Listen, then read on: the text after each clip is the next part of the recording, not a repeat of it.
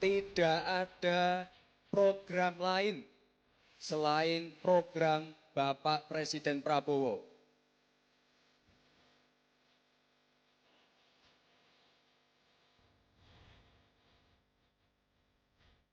Mayoritas masih low quality. Kalau kita lihat data, mayoritas itu kemarin 58% kan. Itu bukan masalah, itu adalah aset yang harus dipertahankan. Jangan salah loh, SDM rendah ini juga banyak prestasinya. Bisa kok jadi wakil presiden, bisa juga mungkin jadi presiden besok. Assalamualaikum warahmatullahi wabarakatuh. Kembali lagi di channel Prayoga Muhammad. Ya teman-teman semua, Pak Prabowo sudah terbang ya menuju ke luar negeri dalam kunjungannya.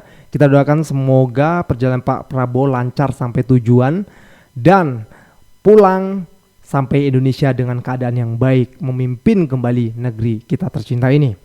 Pertanyaannya, lalu siapa yang akan menggantikan Pak Prabowo?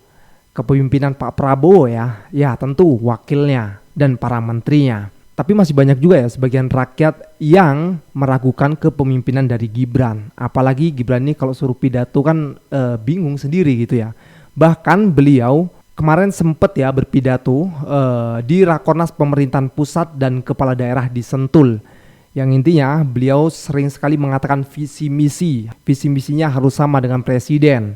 Sekali lagi Bapak Ibu, saya garis bawahi, tidak ada visi lain selain visi Bapak Presiden Prabowo. Tidak ada program lain selain program Bapak Presiden Prabowo, kata Gibran. Dan itu sering diulang-ulang terus. Setelah mendengarkan pidato dari Gibran ini, gue kok mikir ya, setiap kepala daerah, gubernur, wali kota dan sebagainya kalau mau maju itu kan punya visi misi gagasan sendiri ya. Itu gimana ya?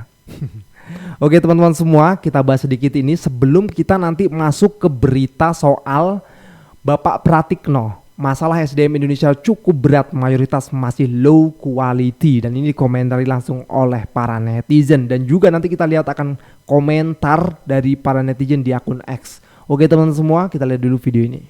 Saya sudah memberi instruksi kepada Wakil Presiden dan Kabinet Merah Putih hal-hal yang gunakan sebagai pedoman. Saya kira tidak ada yang luar biasa, khusus dalam upaya besar kita untuk menciptakan pemerintahan yang bersih dari penyelewengan, bersih dari manipulasi, bersih dari kong kali kong dengan pihak-pihak lain.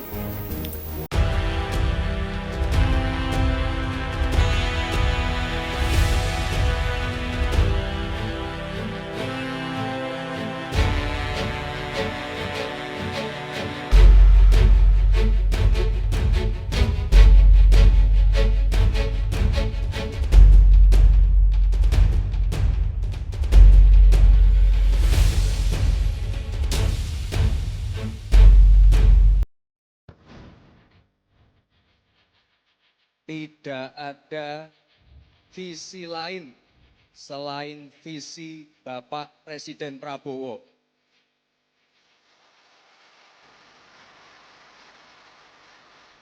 Tidak ada program lain selain program Bapak Presiden Prabowo.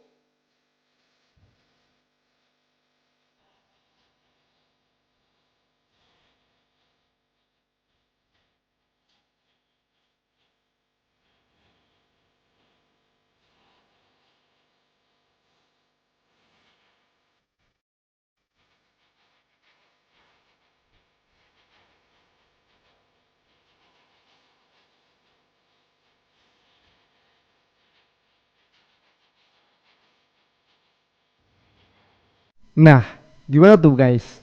Coba kalian bisa menjelaskan gitu sedikit soal visi misi ini. Langsung sama netizen dibuatkan videonya nih. Apa nggak salah? Apa ini nggak membingungkan soal visi misi tersebut gitu ya? Ya mungkin maksud Gibran itu pokoknya harus tetap sesuai dan lurus dari atas sampai bawah gitu ya. Tapi yang masalah di sini kan setiap daerah itu kadang punya visi misi sendiri gitu ya. Kalau menurut gua sih yang harus sama itu ya tidak boleh korupsinya, menjaga loyalitasnya untuk memimpin di negeri ini. Tidak hanya justru visi misinya saja, karena setiap daerah, setiap kota itu punya visi misi tersendiri gitu ya. Nah teman-teman semua, sekarang kita masuk ke berita soal Pratikno ya. Masalah SDM Indonesia cukup berat, mayoritas masih low quality. Langsung aja kita lihat komentar dari netizen, ini dia. Mayoritas masih low quality. Kalau kita lihat data, mayoritas itu kemarin 58% kan. Itu bukan masalah, itu adalah aset yang harus dipertahankan. Jangan salah loh, SDM rendah ini juga banyak prestasinya. Bisa kok jadi wakil presiden, bisa juga mungkin jadi presiden besok. Kalau semua orang ini jadi pinter, nanti repot pas pemilu. Bansos nggak laku lagi, kampanye joget-joget nggak laku lagi. Dinasti politik, anak-anaknya bapak besok atau anak-anak pejabat yang lain itu nggak bakal maju lagi. Ditambah buzzer banyak yang nganggur besok, opini mereka nggak kemakan lagi. TikTok jadi sepi kan nggak enak TikTok sepi kan. Kasih aja mereka makan, bansos, subsidi, gitu-gitu aja. Nggak usah mikir Indonesia maju apa itu. Negara butuhnya cuma suara pas pemilu.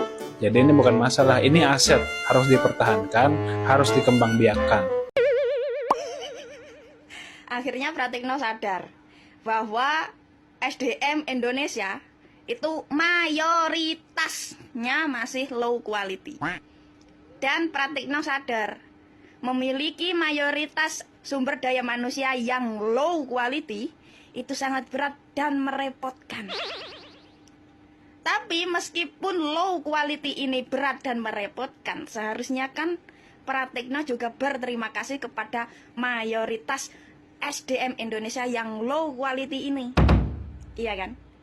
Coba kalau tidak ada mayoritas SDM yang low quality, apakah orang yang disiapkan oleh istana bakal memenangkan kontestasi politik sekelas Pilpres?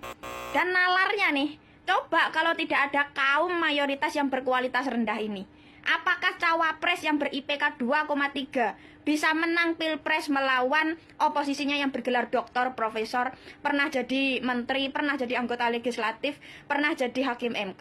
Kan nggak mungkin. Dan coba kalau tidak ada kaum mayoritas yang berkualitas rendah, mungkin Pratikno juga tidak bisa jadi menteri di pemerintahan setelahnya. Jadi meskipun berat, seharusnya Pratikno tetap membanggakan para mayoritas SDM yang low quality ini. Bukan malah mengesankan para low quality ini sebagai beban negara. Ini artinya Pratikno tidak tahu terima kasih. Ya bener ini ya, komentar dari netizen itu banyak benernya loh Pak. Makanya Bapak itu harus melihat juga nih komentar daripada netizen ya. Bener banget nih yang dia omongin nih. Kalau tanpa adanya SDM yang low quality, Bapak sepertinya sudah nggak ada di situ. Ya teman-teman semua, kita lihat ya komentar di akun X ya. Ini yang post dari Kompas TV.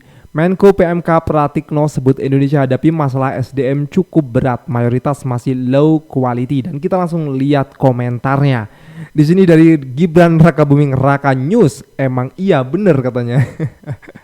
Dari Bonape, itu hasil revolusi mental presiden sebelumnya Pak selama 10 tahun. Oh iya, Bapak termasuk yang memberikan masukan ke presiden sebelumnya ya.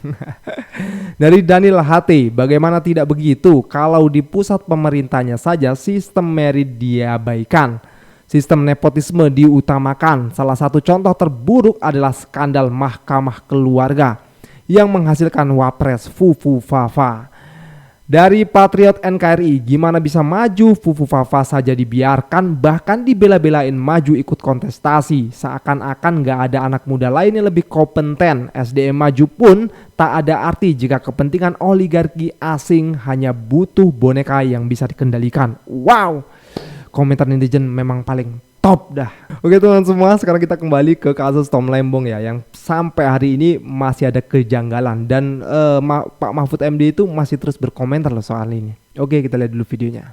Tom Lembong ditetapkan sebagai tersangka dalam kasus dugaan impor gula. Kasus ini dari 2015-2016, bayangkan sekarang baru ada penetapan tersangka. Rusak negeri ini kalau model seperti ini. Anda dipilih oleh Prabowo, kembali terpilih menjadi Jaksa Agung. Kenapa tidak dari kemarin pada saat Anies, pada saat Tom Lembong itu dia menjadi jurkamnya Anies? Tetapkan aja tersangka. Anda punya bukti, Anda punya wewenang, Pak Jaksa Agung.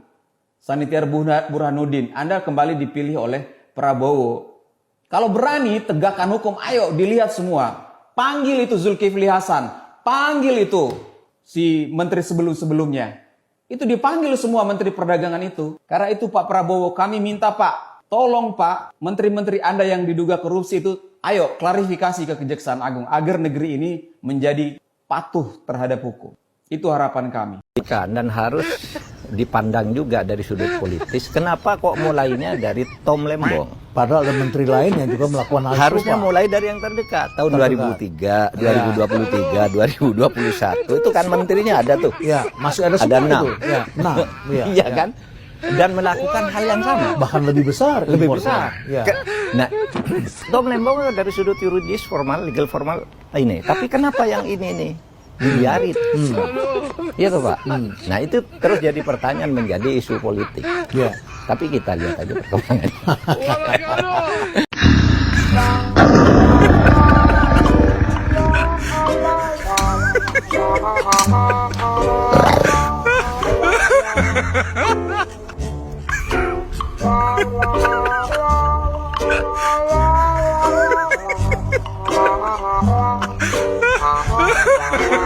Sumpah ya, di era ini seru banget. Sekelas gubernur aja bisa ketahuan korupsi dan sampai-sampai koruptornya kabur. Ini baru namanya pemerintahan yang bagus. Muji pemerintah sih boleh, cuma kali ini agak lebay ya. Koruptor kabur dibilang pemerintahan bagus. Justru karena kabur itu bukti pemerintahannya buruk. Lagian kalau Mas ini tahu siapa gubernur Kalsel ini, gue yakin gak bakal buat konten kayak gini.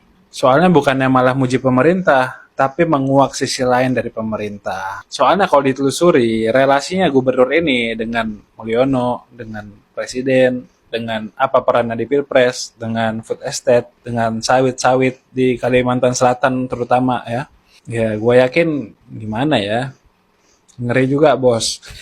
Bukan kaleng-kaleng ini barang ya kan. Dan justru kita bakal mengerti kenapa dia biasa kabur. Bahkan mungkin sengaja dibikin kabur. Jadi daripada nanti salah-salah, mending dipelajari dulu. Untuk teman-teman yang tahu siapa gubernur ini sebenarnya, spill ya di komen ya.